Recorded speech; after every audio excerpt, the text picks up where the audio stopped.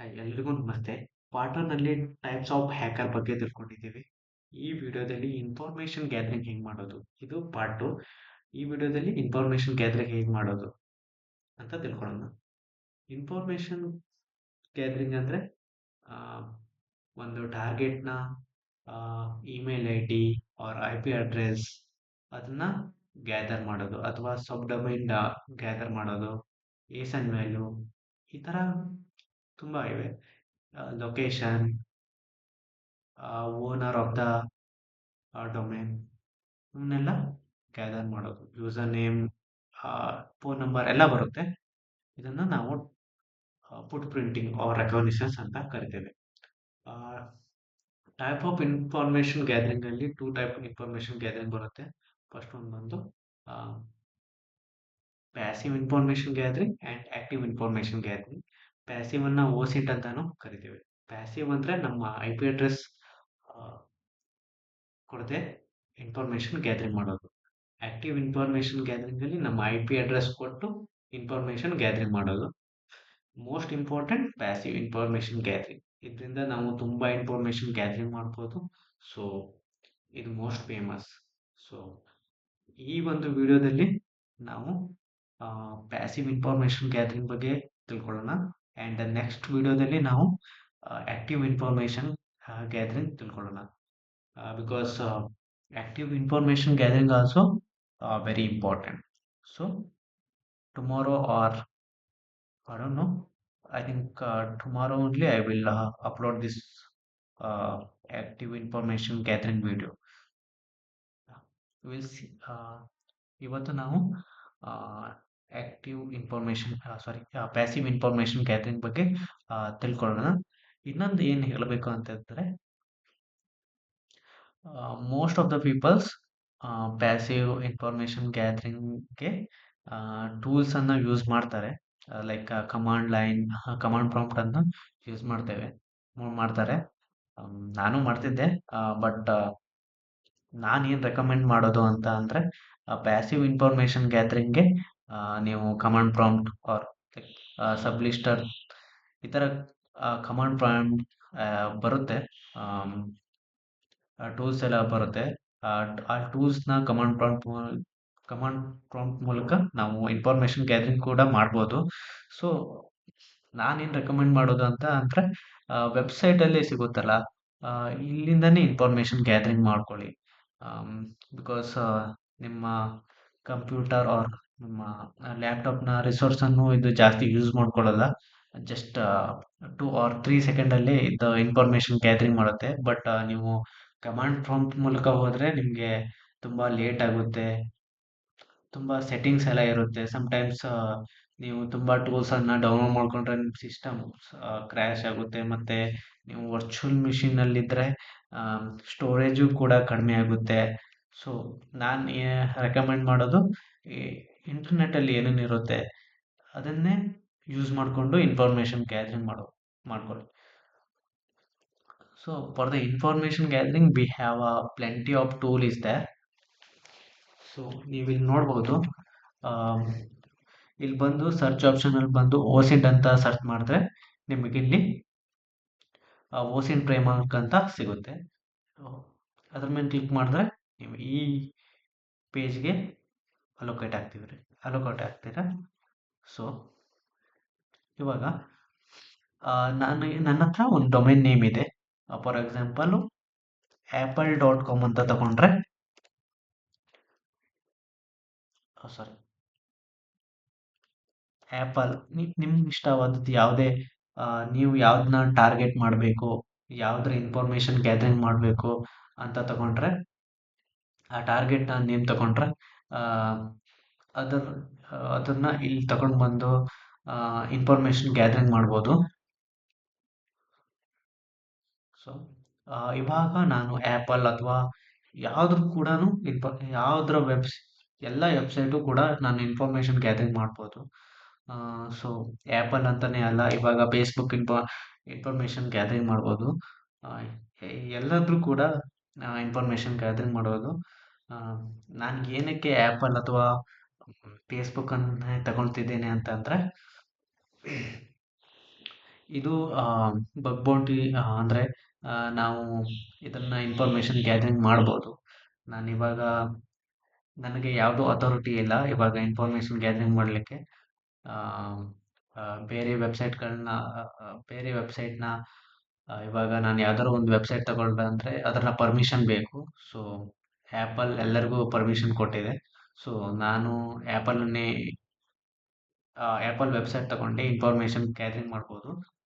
ನೀವು ನಿಮ್ಮ college website ಯಾವ್ದು ಕೂಡ ಇನ್ಫಾರ್ಮೇಷನ್ ಗ್ಯಾದರಿಂಗ್ ಮಾಡ್ಕೊಳ್ಬೋದು. ಯಾವುದೇ ಯಾವುದೇ ಒಂದು ವೆಬ್ಸೈಟ್ ತಗೊಂಡು ನಿಮ್ಗೇನು ಸಿಕ್ಕಿದೆ ಐ ಪಿ ಅಡ್ರೆಸ್ ಸಿಕ್ಕಿದೆಯಾ ಅದ್ರ ಕೂಡ ಇನ್ಫಾರ್ಮೇಷನ್ ಗ್ಯಾದರಿಂಗ್ ಮಾಡ್ಬೋದು. ಸೊ ನಾನು ಈ ಒಂದು ವಿಡಿಯೋದಲ್ಲಿ ಆ್ಯಪಲ್.ಕಾಮ್ನ ಆ್ಯಪಲ್ ಡೊಮೇನ್ನ ಇನ್ಫಾರ್ಮೇಷನ್ ಗ್ಯಾದರಿಂಗ್ ಮಾಡ್ತೀನಿ. ಸೊ ಇವಾಗ ಇಲ್ಲಿ ನನಗೆ ಡೊಮೇನ್ ನೇಮ್ ಅಂತ ಸಿಕ್ಕಿದೆ. ನಿಮ್ಗೆ ಯಾವ್ದು ಕೂಡ ಇವಾಗ ಯೂಸರ್ ನೇಮ್ ಸಿಕ್ಕಿದೆಯಾ, ಇಲ್ಲಿ ಹೋಗಿ ಯೂಸರ್ ನೇಮ್ ಇಂಜಿನ್ಸ್ ಇದೆ. ಇಲ್ಲಿ ನೀವು ಇದನ್ನ ಇದರಲ್ಲಿ ಹೋದ್ರೆ ಇಲ್ಲಿ ಕೇಳುತ್ತೆ ಏನು ಬೇಕು ಅಂತ ಕೇಳುತ್ತೆ. ಸೊ ಇದನ್ನ ರಿಸೋರ್ಸ್ನ ಎಂಟರ್ ಮಾಡಿದ್ರೆ ಅದು ಆಟೋಮೆಟಿಕ್ ಆಗಲಿ ನಿಮಗೆ ರಿಸಲ್ಟ್ ಕೊಡುತ್ತೆ. ಸೊ ನಾನು ನನಗೆ ಡೊಮೇನ್ ನೇಮ್ ಇನ್ಫಾರ್ಮೇಷನ್ ಗ್ಯಾದರಿಂಗ್ ಮಾಡಬೇಕು. ಇವಾಗ ಇಲ್ಲಿ ಹೂಯಿಸ್ ಅಂತ ಹೋಗ್ತೀನಿ. ಸೊ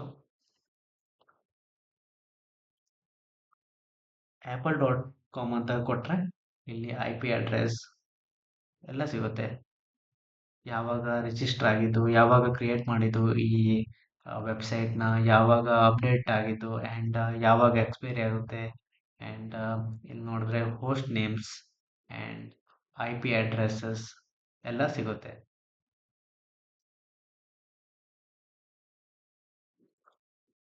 ಇನ್ನೊಂದು ಇಂಪಾರ್ಟೆಂಟ್ ವೆಬ್ಸೈಟ್ ಅಂದರೆ ಹೂಯಿಸ್ ಅರೇನ್. ಇದು ತುಂಬ ಒಳ್ಳೆಯ ವೆಬ್ಸೈಟು. ಸಾರಿ,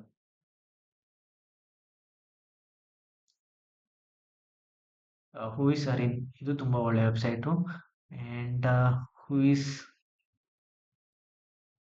ವ್ಯೂ ಡಿ ಎನ್ ಎಸ್ ಇದು ತುಂಬ ಒಳ್ಳೆಯ ವೆಬ್ಸೈಟು. ನೀವು ಇದನ್ನು ಯೂಸ್ ಮಾಡಿಕೊಂಡು ತುಂಬ ಇನ್ಫಾರ್ಮೇಷನ್ ಗ್ಯಾದರಿಂಗ್ ಮಾಡ್ಬೋದು. ಇವಾಗ ಇಲ್ಲಿ ಇದರಿಂದ ಇಮೇಲ್ ಅಡ್ರೆಸ್ ಏನೇನು ಸಿಗುತ್ತೆ ಅದನ್ನೆಲ್ಲ ಇನ್ಫಾರ್ಮೇಷನ್ ಗ್ಯಾದರಿಂಗ್ ಮಾಡ್ಬೋದು.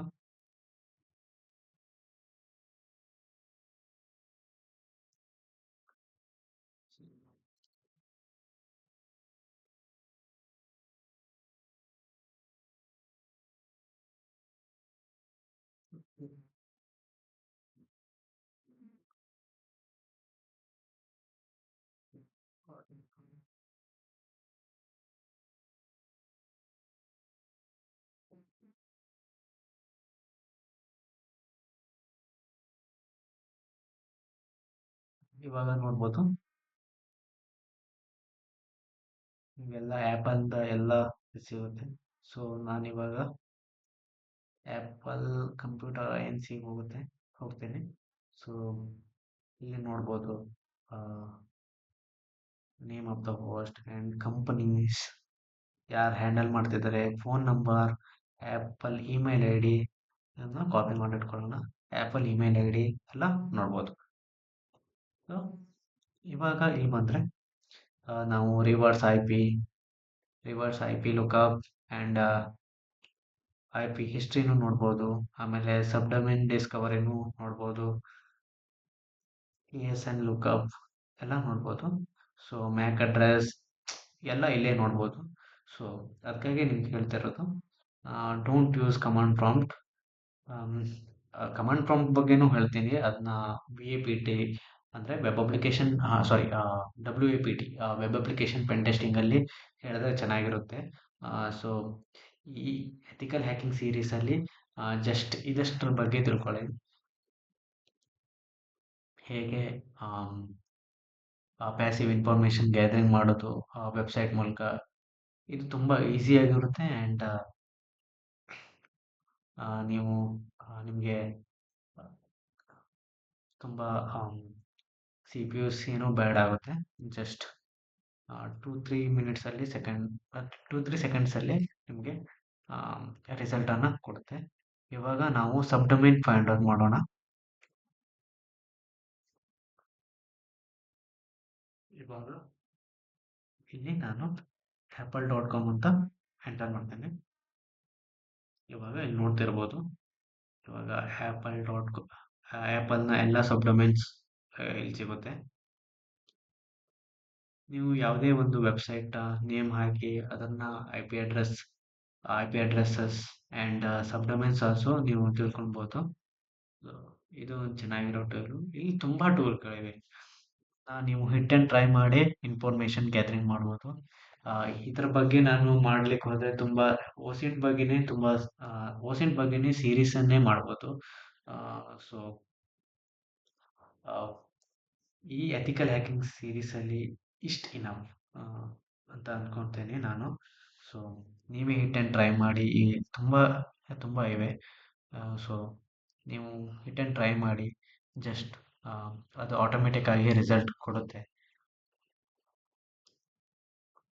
ಸೊ ನೆಕ್ಸ್ಟ್ ವಿಡಿಯೋದಲ್ಲಿ ನಾವು ಹೇಗೆ ಆಕ್ಟಿವ್ ಸ್ಕ್ಯಾನಿಂಗ್ ಮಾಡೋದು, ಹೋಸ್ಟ್ ಡಿಸ್ಕವರಿ ಹೇಗೆ ಮಾಡೋದು ಆ, ಅಂತ ನೋಡೋಣ.